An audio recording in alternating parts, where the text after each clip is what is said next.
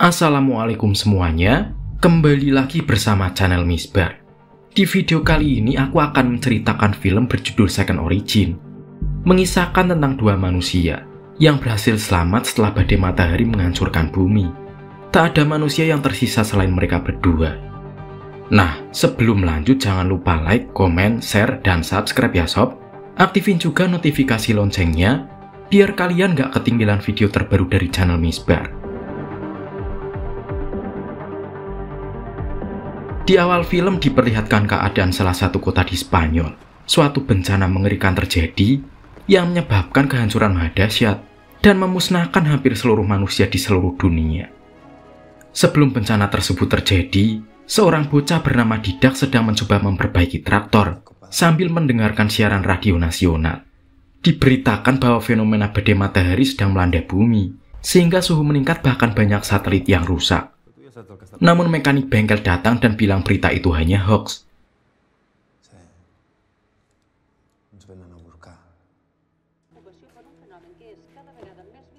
Sementara di sisi lain, gadis muda bernama Alba sedang membuat vlog aktivitasnya dan masuk ke gua untuk menemui ayahnya yang merupakan peneliti perubahan iklim. Setelah memvideokan pekerjaan ayahnya, dia pergi ke pasar dan bertemu dengan Didak. Didak bersama ibunya sedang menjaga toko. Sementara di langit kilatan cahaya muncul dari berbagai arah dan juga terlihat beberapa lebah mati misterius. Sebagai guru bahasa Inggris Didak di sekolahan, Alba diberi oleh-oleh dan memberikan sedikit nasihat pada Didak di depan ibunya. Sesampainya di rumah, ayahnya sedang mengemas hasil penelitiannya dan berpamitan dengan sang putri untuk menuju Barcelona tanpa mengetahui kalau bencana yang sangat besar akan segera terjadi. Di sore hari saat Alba sedang mencari udara segar, dia melihat Didak sedang dibuli oleh 3 pemuda hingga dilempar ke dalam danau.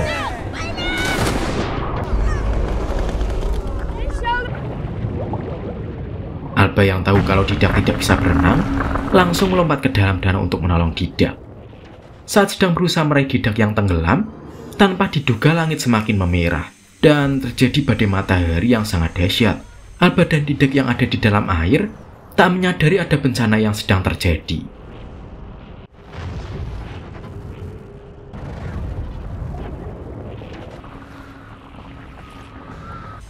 Setelah berhasil naik ke daratan, Alba menyaksikan kobaran api di mana-mana. Karena motornya terbakar, keduanya menuju rumah Didak dengan berjalan kaki dan mendapati bahwa ibunya Didak sudah tewas akibat bencana itu. Saat keduanya menuju rumah Alba, banyak mobil yang hangus serta penumpang di dalamnya juga ikut gosong. Setelah beberapa waktu berjalan, Alba mengajak Didak masuk ke gua untuk mengambil perlengkapan darurat milik ayahnya dan memutuskan beristirahat di dalam sana.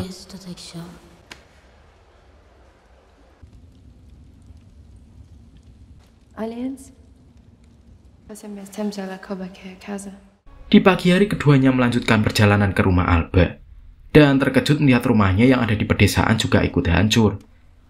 Alba kemudian mencoba menghubungi ayahnya yang belum pulang. Namun sayang sinyal sudah tidak ada sama sekali. Sementara Didak mencoba menyalakan TV dan radio yang sama sekali tidak berfungsi. Saat sadar kalau jaringan telekomunikasi sudah mati, Alba ngecas HP-nya menggunakan listrik tenaga surya dan pergi ke kota untuk mencari orang yang masih hidup. Namun sayangnya mereka hanya melihat kota yang hancur, ditambah bau busuk dari para korban yang terdampak bencana. Mereka kemudian mencari motor yang masih berfungsi. Tanpa diduga Didak malah mendorong Alba yang belum siap, sehingga Alba terjatuh dan tertusuk besi tajam.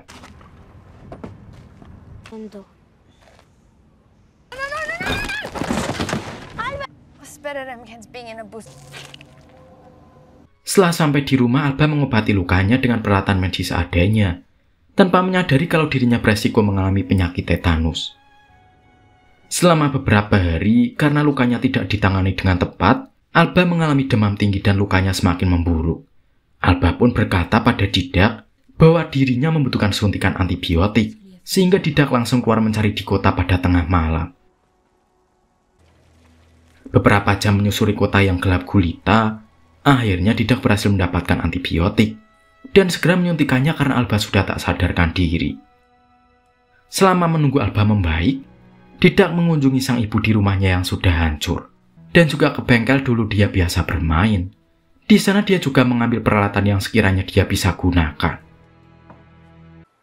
Beberapa hari kemudian Alba bangun, dan Didak langsung memeluknya. Didak sangat bahagia karena gurunya yang cantik dapat sembuh. Setelah itu hari-hari mereka diisi dengan bertahan hidup, di mana Alba fokus menanam sayur-sayuran, sementara Didak membantunya dan bermain bola. Alba berinisiatif mengibarkan bendera putih agar diketahui tim penyelamat. Alba juga rutin merekam aktivitasnya bersama Didak. Suatu hari Didak panik setelah mendapati ada bercak darah di atas kasur. Dia pun segera menghampiri Alba yang sedang mencuci pakaian. Alba memberitahu kalau darah tersebut wajar bagi wanita. Sesudah dijelaskan, Didak malah penasaran dengan pentil Alba. Namun Alba melarang menyentuh pentilnya itu dan berkata kalau Didak belum cukup umur untuk menyentuhnya.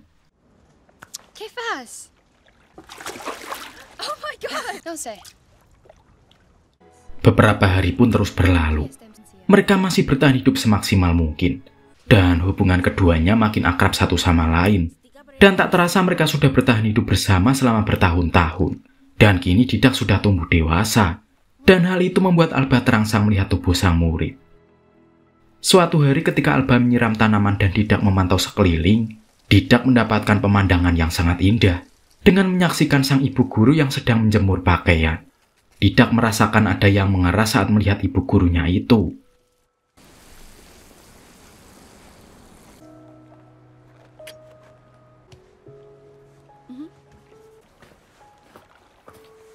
Setelah itu Didak memutuskan ke bengkel untuk memperbaiki traktor dan membawanya ke rumah.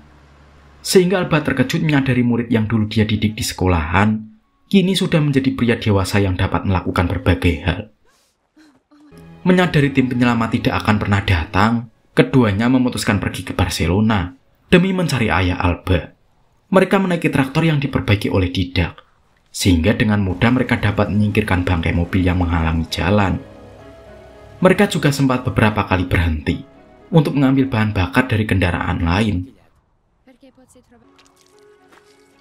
Mereka yang sudah dekat dengan kota Barcelona sangat terkejut, karena ternyata juga hancur oleh badai matahari. Akhirnya mereka memutuskan untuk beristirahat sebelum memasuki pusat kota. Keesokan paginya keduanya mulai masuk ke pusat kota, dan melihat kehancuran sama seperti tempat tinggal mereka. Alba mencoba menghubungi ayahnya namun tidak berhasil. Setelah berkeliling dan tidak menemukan siapapun, mereka pun singgah ke stadion Camp Nou. Didak langsung bermain bola di sana, sementara Alba menyaksikan sambil merekamnya. Setelah Didak berhasil mencetak gol, Didak selebrasi sambil mencopot bajunya di depan Alba. Dan Alba kembali kagum melihat tubuh Didak. Alba pun langsung menjatuhkan HP-nya, dan mereka pun langsung berciuman.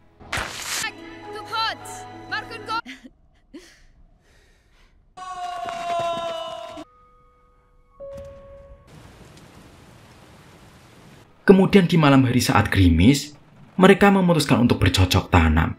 Alba sangat terkejut dengan muridnya ini, yang kini sudah sangat perkasa dan dapat membuatnya puas. Sementara Didak tak mengira bahwa ibu gurunya ini masih perawan, sehingga mereka pun sama-sama enak dan puas. Beberapa hari di Barcelona mereka tidak menemukan siapapun. Mereka akhirnya memilih menetap di pinggiran pantai. Dan seminggu kemudian Alba memberitahu Didak kalau kini dia sudah hamil. Sehingga Didak sangat bahagia karena mereka berhasil berkembang biak. Selama menunggu kelahiran buah hatinya, Alba terus belajar mengenai cara melahirkan sampai membesarkan anak. Terlihat Didak juga terus menjaga Alba. Beberapa bulan pun terus berlalu, dan persiapan melahirkan sudah lengkap. Tibalah saatnya Alba melahirkan anak pertamanya sambil ditemani sang kekasih. Akhirnya Alba melahirkan anaknya dengan selamat. Mereka menamai anaknya bernama Kai.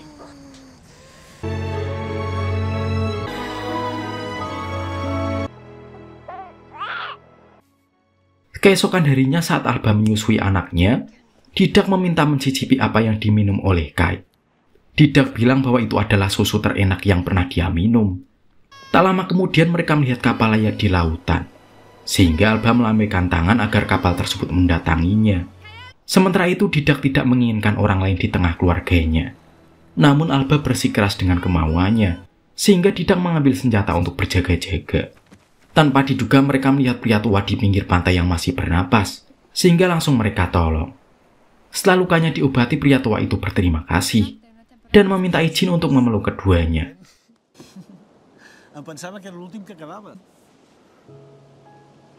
Pria tua itu mengingat bahwa saat mesin kapalnya rusak dan sudah menurunkan jangkar, sebuah badai api besar menerjangnya hingga jatuh ke air.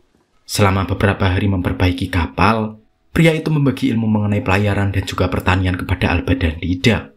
Hal itu membuat Alba merasa pria tua itu sangat mirip dengan ayahnya. Suatu hari Didak mulai cemburu dengan kedekatan Alba bersama pria itu. Dan firasatnya terbukti saat memergoki pria itu sedang mengintip Alba yang sedang menyusui.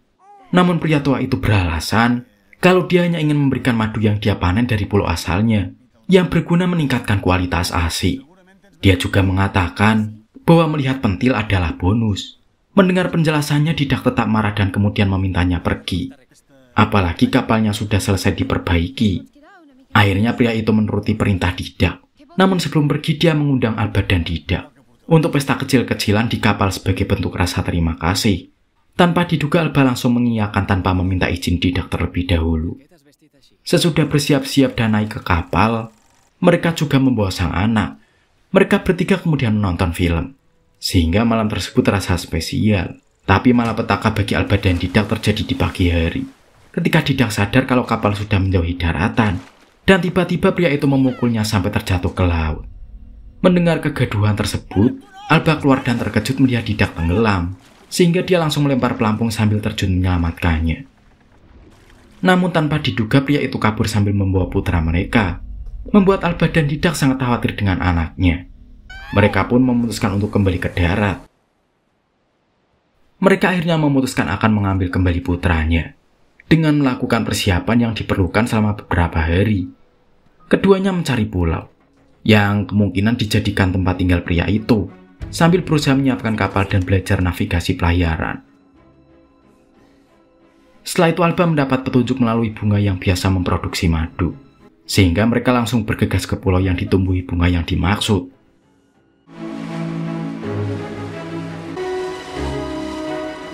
Setelah semua siap, mereka pun langsung berlayar selama beberapa jam ke pulau tersebut. Dan saat sampai ada lebah yang hinggap, dan syukurnya mereka juga menemukan kapal itu. Karena kapal tersebut kosong, mereka memutuskan turun ke darat sambil membawa senapan. Hingga akhirnya mereka menemukan bangunan tua. Tiba-tiba mereka melihat pria yang dicari, yang sedang keluar untuk memanen madu. Keduanya pun segera mengambil kesempatan tersebut, di mana Didak bertugas mengawasi pria itu, sementara Alba turun ke bawah gudang. Putranya pun ditemukan terkunci di dalam kandang besi, sehingga Alba meminta bertukar posisi agar tidak membuka kandangnya. Namun saat Didak terlalu lama dan Alba lengah dalam mengawasinya, pria yang melihat Alba langsung menyerangnya sambil merebut senjatanya. Mendengar keributan itu, Didak naik. Namun sayang keduanya terpaksa menuruti kemauan pria tersebut. Mendengar anaknya terus menangis, Alba memohon agar diizinkan menyusui, karena pasti putranya sangat kelaparan. Akhirnya pria itu mengizinkan Alba untuk menyusui putranya, tapi harus tetap diawasi olehnya. Saat menyusui di gudang bawah, pria tua itu sangat senang karena dapat dengan leluasa melihat Alba yang menyusui.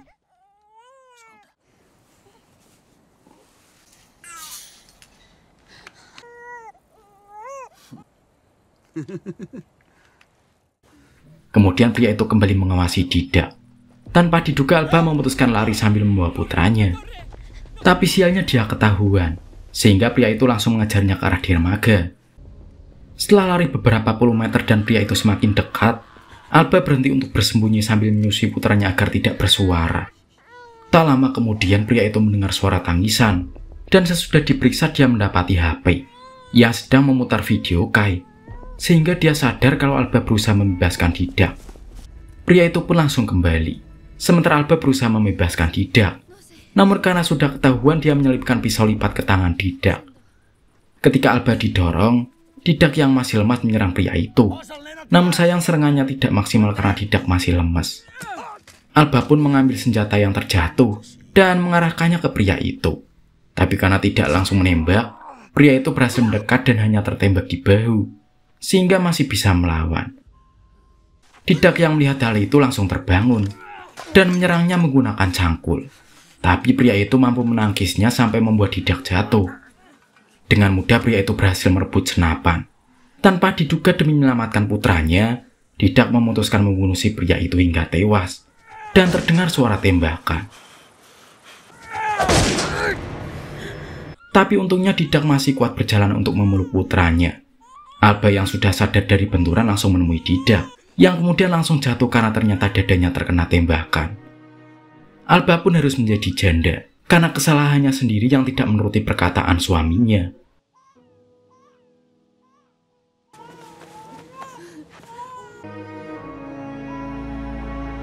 Beberapa tahun kemudian Kai sudah tumbuh besar dan memiliki hobi yang sama dengan ayahnya. Alba kemudian memperlihatkan rekaman video Didak pada putranya saat Didak bersenda gurau dengan Alba. Alba pun kemudian mengatakan kalau cintanya dengan sang anak merupakan sebuah awal peradaban manusia. Hingga kemudian film pun akhirnya berakhir.